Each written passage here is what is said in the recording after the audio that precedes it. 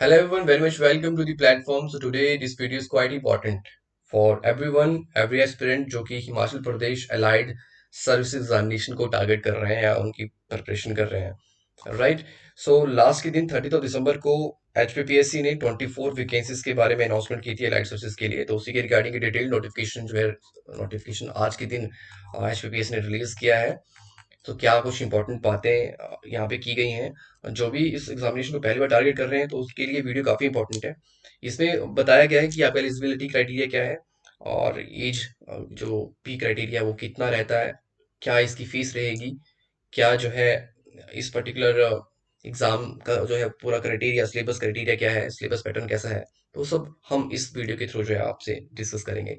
Start करते हैं इस वीडियो को। सबसे पहले आपने ये बात ध्यान रखनी है, ये चीज़ इंश्योर करनी है कि इस एप्लीकेशन को आप फिलअप करोगे HPPSC की साइट में जाके। HPPSC की साइट में जाने के बाद वहाँ पे आपको अप्लाई ऑनलाइन का ऑप्शन देखने को मिलेगा और अप्लाई ऑनलाइन के ऑप्शन के बाद आप फर्दर जो है वन टाइम रजिस्ट्रेशन जो इनका पोर्टल है उसके थ्रू आपको एक्सेस मिलेगा और वहाँ पे आपको साइन अप करना है या रजिस्ट्रेशन का जो भी प्रोसेस है वो आपको करना पड़ेगा, राइट। और इस नोटिफिकेशन में सबसे पहले आपने ये ध्यान रखना है कि अप्लाई करने की जो लास्ट डेट है वो है 27 जनवरी 2024। ये आपने इंश्योर कर लेना है, इसलिए जल्दी आपने इस एप्लीकेशन को फिलअप करना है। उसके बाद इस नोटिफिकेशन में ये बात कर रहे हैं कि we have invited the online recruitment application regarding the allied subordinate examination, right, 2023। सबसे पहले इंपॉर्टेंट इंस्ट्रक्शन यहाँ पे इन्होंने दी है जो कि आपको पढ़नी है। ये कह रहे हैं कि बहुत जरूरी है, ये सारी की सारी जितनी भी इंस्ट्रक्शंस हैं उनको केयरफुली आपको रीड करना है। और सेकंड में यहाँ पे कह रहे हैं कि आपने इंश्योर करना है अपनी eligibility in respect of the category, experience, age and essential qualification. तो वो आपने इंश्योर करना है। और ये सारे documents regarding category, experience, your matriculation certificate, वो सारे सारे सर्टिफिकेट आपकी अपलोड होंगे और वो सारी कॉपीज आपकी अपलोड होनी है। तो आपने खुद को इंश्योर कर लेना है कि आप एलिजिबल हैं या नहीं है। आपने अपनी एलिजिबिलिटी को इंश्योर करना है। नेक्स्ट इन्होंने आगे बात की है कि candidate should possess essential qualification, जो भी इस पोस्ट के लिए एसेंशियल क्वालिफिकेशन है वो कैंडिडेट शुड पोजेस।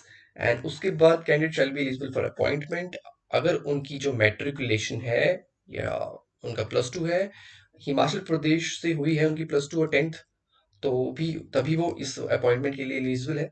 और अगर वो बोनाफाइड हिमाचली है तो ये कंडीशन उसके लिए लागू नहीं होगी। मतलब अगर आप बोनाफाइड हिमाचली हैं, आपका बर्थ प्लेस यहाँ पे है और आपके पास सर्टिफिकेट है उस चीज़ का, तो अगर आपने +2 बाहर से भी किया तब भी आप इस एप्लीकेशन को फिलअप कर सकते हैं। नेक्स्ट ये कह रहे हैं कि जो रिजर्वेशन का जो बेनिफिट लेने के लिए आपके पास जो है वो रिक्वायर्ड डॉक्यूमेंट होने चाहिए और you should be a bona fide resident of Himachali अगर आपने रिजर्वेशन का बेनिफिट लेना है, चाहे वो शेड्यूल कास्ट रिजर्वेशन है, शेड्यूल ट्राइब रिजर्वेशन है या अदर बैकवर्ड क्लास रिजर्वेशन है, EWS है या there is a ward of freedom fighter. अगर आप हैं रिजर्वेशन कैटेगरी में आते हैं, लेकिन you should be the bona fide Himachali, की ध्यान रखना है।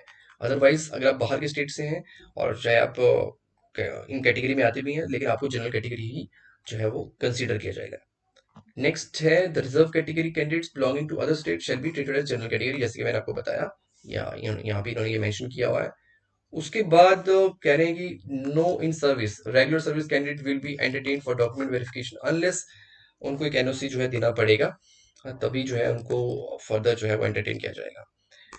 एग्जामिनेशन फी अगर एक बार पे कर दी है तो रिफंड नहीं होगी। कैंडिडेट को ये मेंशन करना है अपना ईमेल मोबाइल नंबर करेक्टली, तो अगर कोई गलती करते हैं तो फिर वो आपको दिक्कत हो सकती है, राइट। एप्लीकेशन फिल करते करते candidate should give their Aadhaar number also. और किसी भी तरह का डिस्प्यूट्स है तो वो जो है shall be subject to the court jurisdiction at Shimla. No candidate shall be admitted either to preliminary or the main if unless she holds admission card issued by the commission. Commission जो भी release करता है, admission card release करता है, वो card आपको लेके जाना पड़ेगा, तभी आप को जो है वो एंट्री मिलेगी फॉर प्रीलिम एग्जाम और मेन एग्जाम्स, राइट। तो टाइम ऑन टाइम आपको इन चीज़ों को लिए इंश्योर करना है।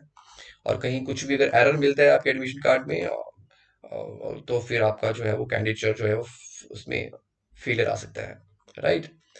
तो उसके बाद ये कह रहे हैं कि कुछ लिस्ट ऑफ डॉक्यूमेंट्स हैं जो कि आपको अपलोड करने पड़ेंगे वन टाइम रजिस्ट्रेशन पोर्टल के ऊपर, जैसे कि मैट्रिकुलेशन सर्टिफिकेट, जो कि आपका एक एज प्रूफ एक बहुत इंपॉर्टेंट डॉक्यूमेंट है, +2 का certificate, degree certificate along the marksheets, right, और एक्सपीरियंस सर्टिफिकेट अगर आपके पास है तो, अगर नहीं है तब भी इसमें कोई जो है वो इम्पोर्टेंट इस एग्जाम के लिए वैसे भी नहीं है।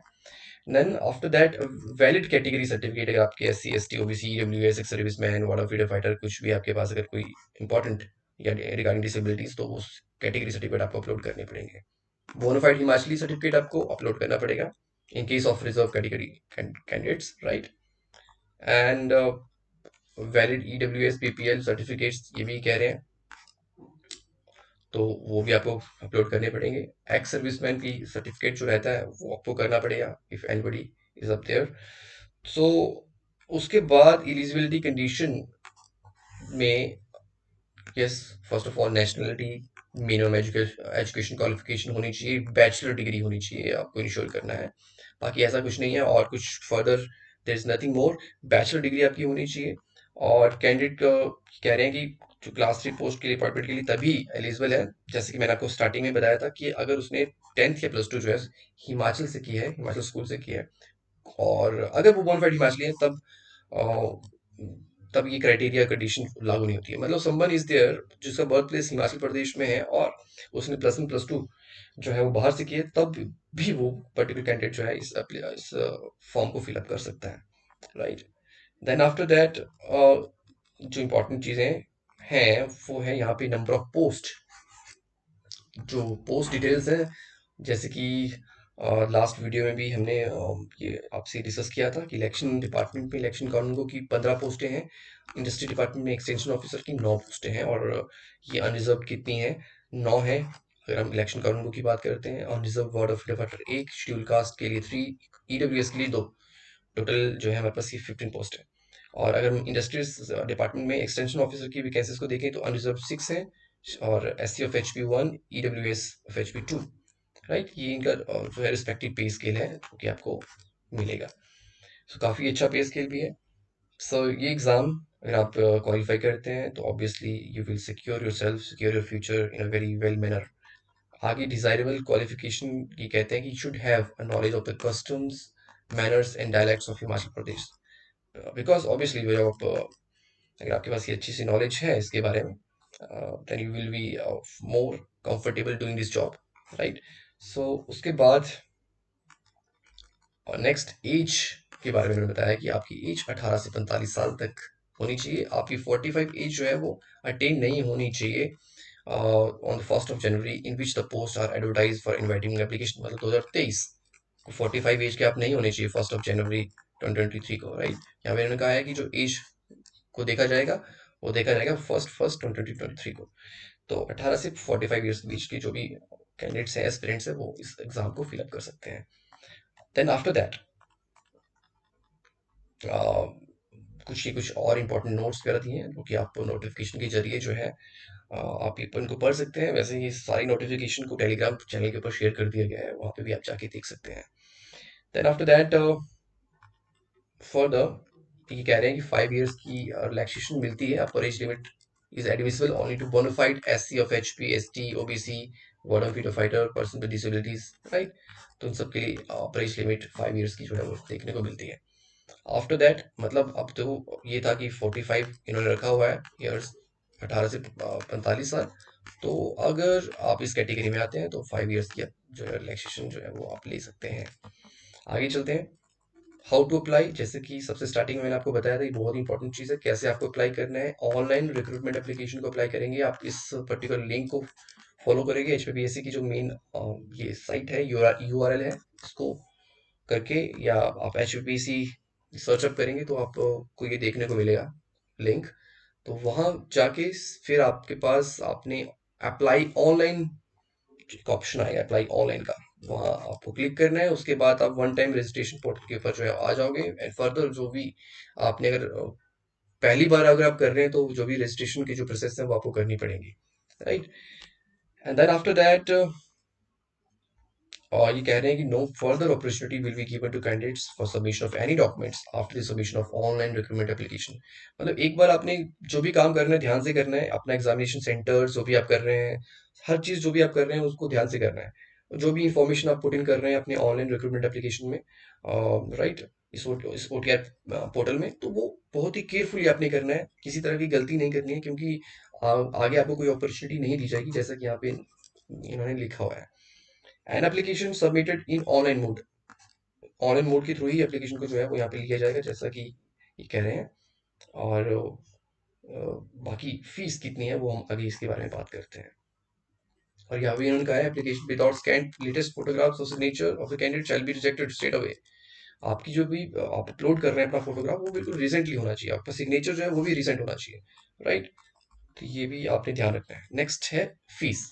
फीस कितनी है? जितने भी हमारे जनरल कैटेगरी के मेल कैंडिडेट्स हैं, male general physically disable, EWS, वाटर freedom fighters, general ex serviceman, सबकी जो फीस है 400 है। All male candidates of other states, औरों के लिए भी 400 है। Male candidates of SC ST OBC, EWS, right, जो कि कहते हैं कि covered under the unreserved BPL, तो उनकी फीस 100 है। या एक्स सर्विसमैन भी हैं, कैंडिडेट्स हैं, and ex serviceman candidates of Himachal Pradesh belonging to SC ST and OBC categories, उनकी फीस भी 100 है, राइट। जो कि जनरल एक्स सर्विसमैन है उनकी तो 400 है, जो कि बाकी जो एक्स सर्विसमैन है जो कि SC ST और OBC है उनकी 100 है। और the ex serviceman mail candidates of Himachal Pradesh who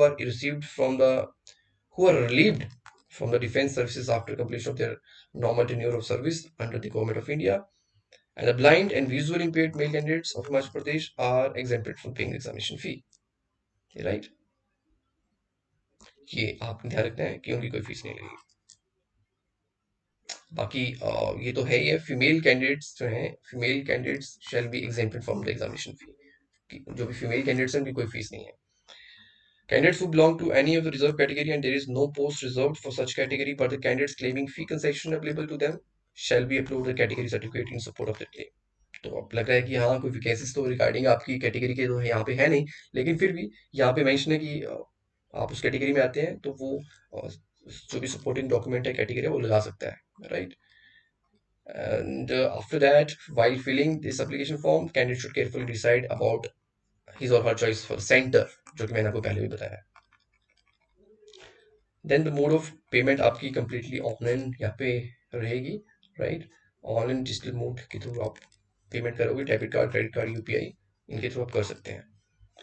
और उसके बाद ये कुछ और इम्पोर्टेंट बातें यहाँ पे इन्होंने की। एडमिशन रिजेक्शन, अगर आपकी एप्लीकेशन अधूरी है तो उसको रिजेक्ट कर दिया जाएगा। सारी की सारी इंफॉर्मेशन जो भी रिक्वायर्ड है वो आपको फिलअप करनी पड़ेगी, right. And then after that ये भी यहाँ पे कह रहे हैं कि आपका जब भी आप ओमआर शीट, जब आप इस एग्जामिनेशन में बैठोगे, जो कि एक ओमआर शीट होती है जहाँ पे अपने अपने रोल नंबर फिलअप करना पड़ता है, एप्लीकेशन फिलअप नंबर फिलअप करना पड़ता है, तो बहुत ही अच्छी तरह से आपको वो चीज़ करनी है। अगर वो रॉन्गली आप फिलअप करते हैं तो वो आपकी फिर आंसर शीट रिजेक्ट कर दी जाएगी। ये भी यहाँ पे इन्होंने यहाँ पे मेंशन किया है, राइट। बाकी जितने भी कॉल लेटर्स होंगे आपके regarding your prelim examination, mains examination, उसके लिए आपको जो है वो कमीशन की वेबसाइट को ही देखना पड़ेगा और आपको डाउनलोड करने पड़ेंगे ई कॉल लेटर्स। तो ये भी आपने इंश्योर करते रहना है time on time. And selection process देखिए क्या रहती है, ये तो सबको जो प्रिपरेशन काफ़ी टाइम से कर रहे हैं उनको तो पता होगा। बाकी जो नए हैं उनके लिए कि स्क्रीनिंग टेस्ट रहता है जिसमें 200 मार्क्स का आपका ये जो है पेपर रहता है, राइट। स्कीम क्या है वो हम आगे डिस्कस करते हैं। स्क्रीनिंग है, मेन एग्जामिनेशन है एंड देन डॉक्यूमेंट वेरिफिकेशन, सिर्फ यही 3 चीज़ें रहेंगी, इसमें कोई इंटरव्यू नहीं है आपका। And then after that scheme of examination में आप जाएंगे तो आपको यहाँ पे ऑब्जेक्टिव टाइप प्रीलिम एग्जामिनेशन मिलेगा, 3 घंटे का वो होगा, 3 आवर्स का, राइट। और 200 उसमें क्वेश्चन होंगे। एंड एक चीज़ आपने ध्यान रखनी है कि अ, यहाँ पे नेगेटिव मार्किंग आपको देखने को मिलेगी, राइट। तो एग्जामिनेशन रिगार्डिंग आप ये चीज़ें पढ़ सकते हैं नोटिफिकेशन में, जो कि इंपॉर्टेंट है। देन आफ्टर दैट ये कह रहे हैं कि जो मेंस एग्जामिनेशन है आपका, जो मेंस के लिए जो किस तरह से ये इनवाइट करेंगे, कहते हैं number of the candidates to be called for main written examination will be 20 times of total number of post advertise. मतलब जैसे कि 24 वैकेंसीज को एडवर्टाइज किया है तो उसके अगर 20 कर देते हैं तो ये आपके पास 480 के आसपास जो है वो मेंस के लिए बच्चे जो है वो ये स्क्रीन इन करेंगे, राइट। तो 480 बच्चे मेंस एग्जामिनेशन देंगे। And then after that saying that अगर 6 से ज़्यादा है, जैसे नंबर ऑफ पोस्ट एडवर्टाइज हैं, तो 1:2 के हिसाब से जो है डॉक्यूमेंट की स्क्रूटनी की जाएगी, राइट। तो ये भी इन्होंने यहाँ पे बात की है, the ratio for the category wise zone of consideration for scrutiny of the document by the concerned branch. अगर 1 से 5 के बीच में तो 1:2+2, एंड अगर 6 से ऊपर है तो 1:2, मतलब हाफ। तो ये इन्होंने यहाँ पे बात की है। आगे अगर देखें तो ये सिलेबस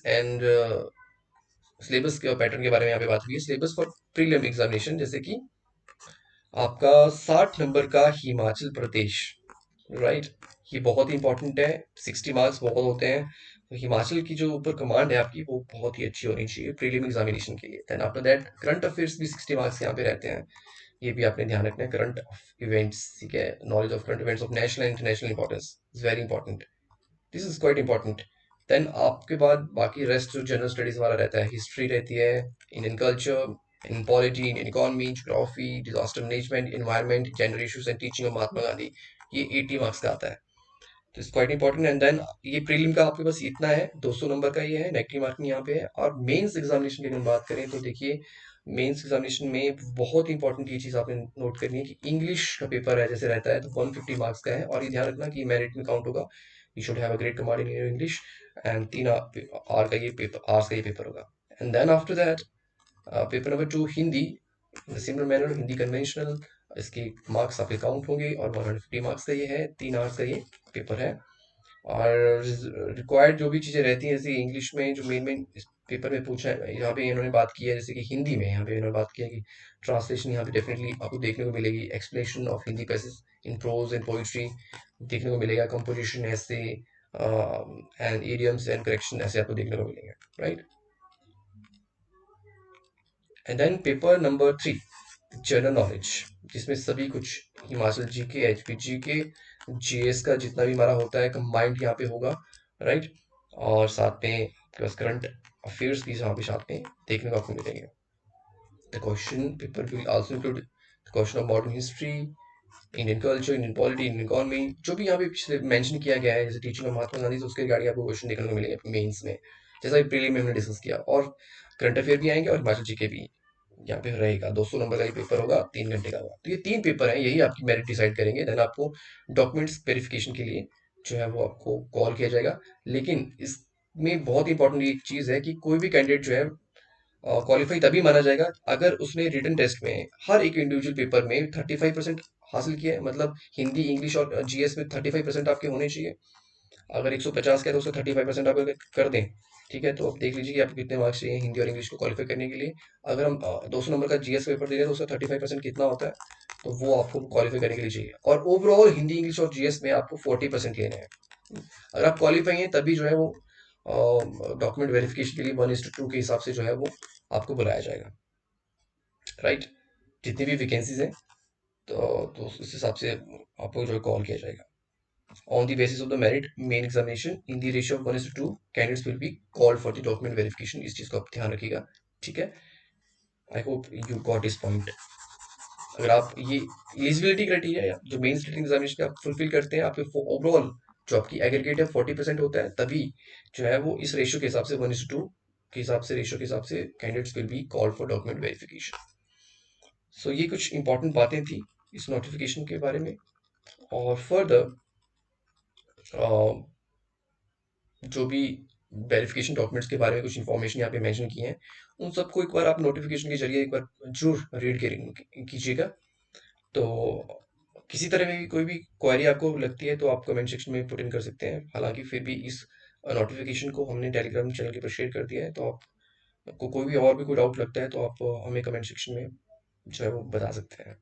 और डिस्क्रिप्शन बॉक्स में दिया हुआ व्हाट्सएप नंबर है, उसमें भी आप हमें मैसेज कर सकते हैं। So that's it from this particular video, this notification. जो भी कुछ इंपॉर्टेंट था वो मैंने आपसे शेयर कर दिया है। बाकी एक बार जरूर जो कुछ बातें यहाँ पे लास्ट में यहाँ पे दी हुई हैं, वो एक जनरल सी बातें हैं, वो आप एक बार खुद जो एक बार इस चीज़ को देख लें कि कोई चीज़ ऐसी ना हो जो आपने छोड़ी हो। मतलब कुछ भी इंपॉर्टेंट ऐसा जो भी इंपॉर्टेंट है वो तो मैंने आपको बता दिया, कुछ ऐसी जनरल चीज़ें वो भी आप एक बार आप जाके जरूर देख लें। So that's it from the video, thank you so much.